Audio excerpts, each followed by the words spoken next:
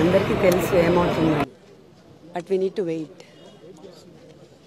Because the nature has its own law and justice.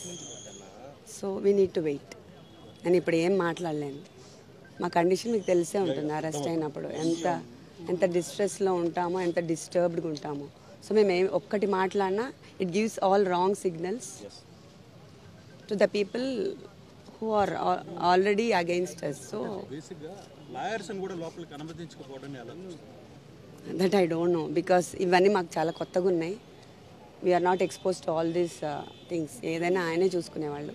So this is the first time మేము బయటికి రావడం కూడా. So అనుమతిస్తే బాగుంటుంది, మాకు కొంచెం కంఫర్టబుల్గా ఉంటుంది. అంటే పొద్దున ఆయన అరెస్ట్ చేశారు ఇంటి దగ్గర, అది నేను కాదని చెప్పట్లేదు. బట్ అరెస్ట్ చేసిన తర్వాత మమ్మల్ని ఆపి మా కార్ అది చెక్ చేశారు. సో తర్వాత 1.5 hour రానిలేదు దగ్గరికి. 1.5 hour అయిపోయింది కాబట్టి వీఆర్ డిస్టర్బ్డ్ అండ్ వరీడ్. ఏమైంది ఆయనకి, ఎందుకు రానివ్వట్లేదు అని. ఇప్పుడు మామూలుగా మెడికల్ చెకప్కి చేయాలి, తర్వాత కోర్టుకి తీసుకెళ్తారు. నాకు ఉన్న కొంచెం నాలెడ్జ్లో it should happen like that కదా. అందుకోసం మేబీ ఇప్పుడు అది కనీసం ఆయన బాగున్నారు, ఏమి ఇబ్బంది లేదని కనీసం మా లాయర్ గారని చూస్తే మాకు కొంచెం హ్యాపీగా ఉంటుంది. ఎందుకంటే సడన్గా స్టాప్డ్. సో మనకి కొంచెం వరీడ్గా ఉంది, అసలు ఎలా ఉన్నారు ఏంటి అని.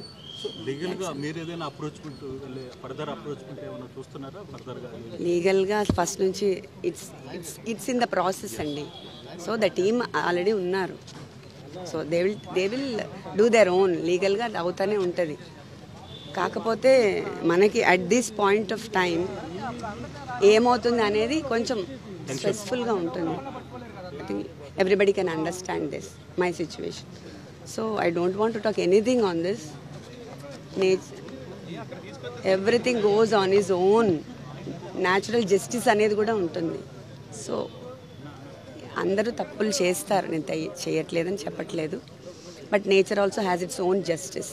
So I believe in that.